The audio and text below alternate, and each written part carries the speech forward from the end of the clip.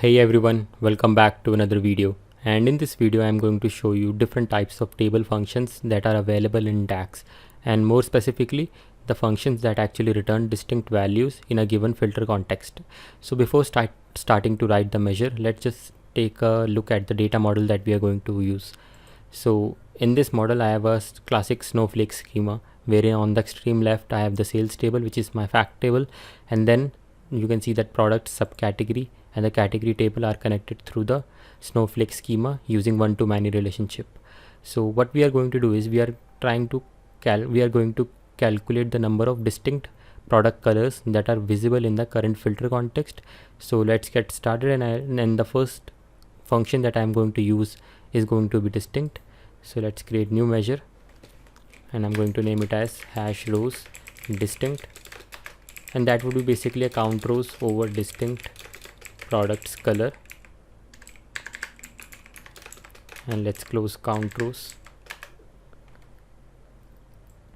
So upon bringing that measure in the matrix, you can see that for individual cells it returns 1 because there is only one value in the products table for Azure in the current filter context, and at the grand total it returns 16, which at the grand total DAX engine actually calculates roll up add is subtotal, which in some way you can say that it adds up all the values that are available in the cells above the grand total.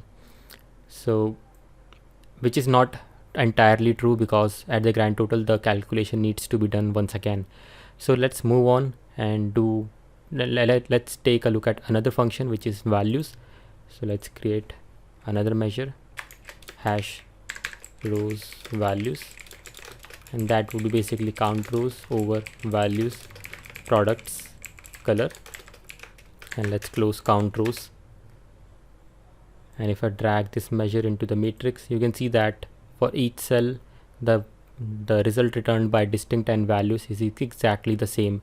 So in most of the cases distinct and values work exactly in the same manner, but there are several situations where you would have to decide whether distinct works better or values works better for your requirement, and those scenarios we will look in the next video. But for this video I just want to lay the basis of the I want to lay the basis for the next video.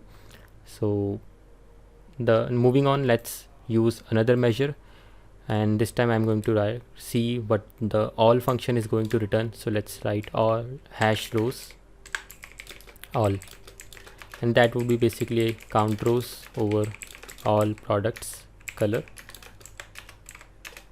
And if you have experience with all, you would have already guessed by now what all is actually going to return. So if you have guessed anything apart from 16, you might need to go back and read a little bit of the theory of all.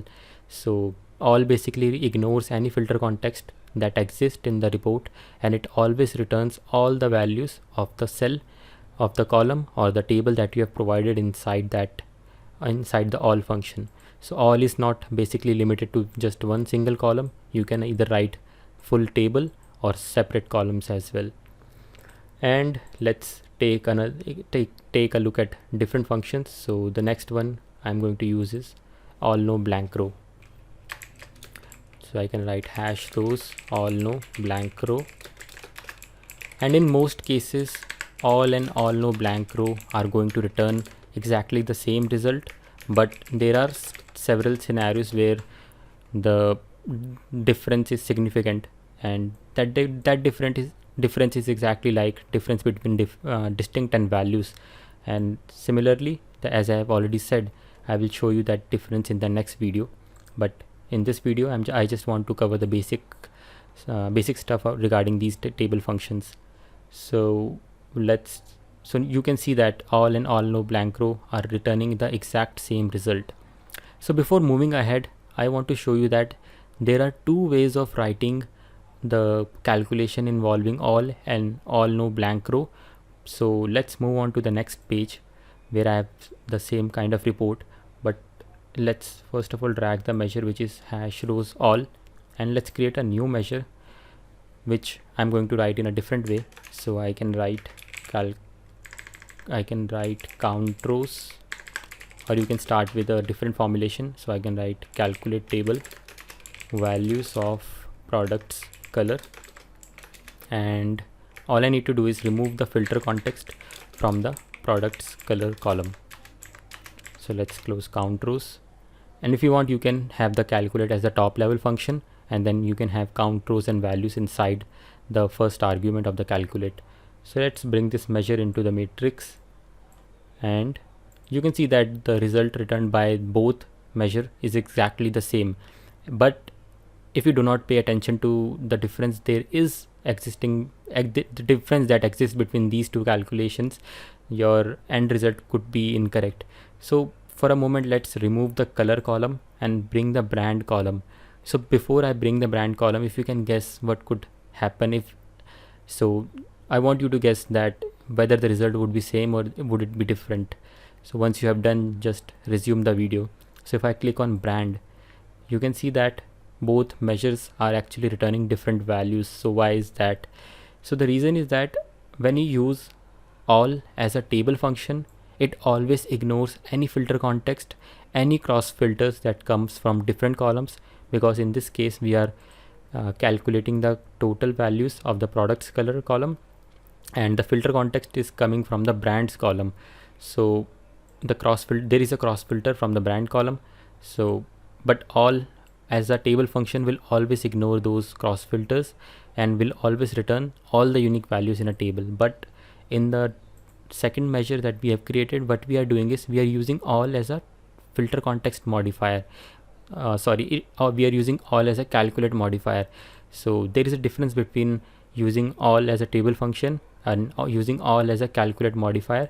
So when you use all as a calculate modifier, it simply marks that column to be removed from the filter context. It doesn't actually return anything to the calculate or calculate table.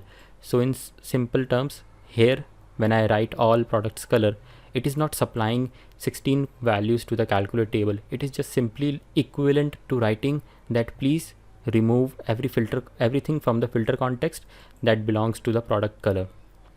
So we remove everything from the filter context, and then values is evaluated. But values actually respects the cross filters that comes from the different columns of the model. So what is actually happening is here, once the filter from the product color is removed, the filter on the brand is still there in the filter context, and values is actually respecting that.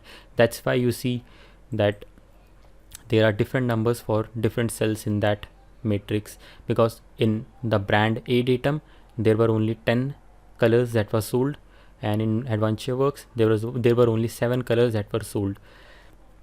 So let's do one thing, let's bring the color column as well, so that the difference is visible and evident. So if I expand A datum, you can see that for each row we get the single number, which is 10, but for the first measure we only see 16 everywhere. So if I expand AdventureWorks, you can see that we are seeing 16 being repeated, and then we see 7 also being repeated. So this is the difference that you need to keep in mind while you write the calculations involving all, where you are trying to count the number of values that are visible in the filter context. So just keep this tip in mind while you are also writing your own measures. Okay, so let's move on and try some different functions as well. So going back to the first page, the next function that we can try is summarize. So I have seen people using summarize for grouping only a single column. So let's see how we can also do that. So if I write hash rows summarize count rows summarize products by products color. So summarize would return unique values to the count rows table visible in the current filter context. So let's confirm the measure, and if I bring this into the matrix, you can see that summarize is exactly equivalent to using distinct values in the given filter context. But in the next video I will show you that summarize is exactly unique. It exactly works as the distinct function and is not similar to the values at all. But the one of the main thing that I want to highlight is that if you are trying to compute the unique values in a filter context for a single column, then there is no need to use summarize function. You can either rely on the distinct function or the values function. So I'm only saying this because I have seen on many times on the forums that people try to summarize product color while they could have easily written distinct or the values function. That is my personal preference because it makes the code a little less verbose. So that's my own preference. So let's move on and create several other measures. So what else we can do? We have distinct values. We can use all selected. So let's create another one. So in a filter context where there is no selection over the colors, all selected should work exactly like all and all no blank row. So I can write all selected count rows over all selected products color. So let's bring this measure into the matrix, and you can see that it returns 16 values if in case there is no selection over the product's color. So if I make a selection on several values, you can see that the value of the value returned by the all selected function is getting changed. So that's how all selected function actually works. And the next function, and I think the final one that we are going to see, is all except. So let's write all except, the code for all except. So I can write hash rows all except count rows all except products. So in the products table I have different columns apart from the product color. So what you write in all is exactly inverse or in the case of all except. So in case if I want to keep the product color column, I need to specify all the columns that I do not want to keep. So what I do not want to keep are brand, product key, and products subcategory key. So let's see what this one is going to return, and I'm expecting that the result may not be correct. So let's see why. So as you can see, we get 196 values. So the problem with all except is that when you in DAX, when you reference the naked column, or you can say the full column, when you reference the full table, you are actually referencing the expanded version of that table.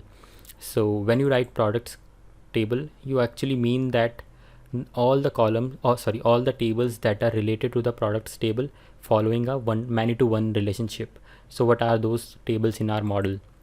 So product table has a relationship with subcategory, which is many to one. Then product subcategory has a relationship with product category, which is again many to one.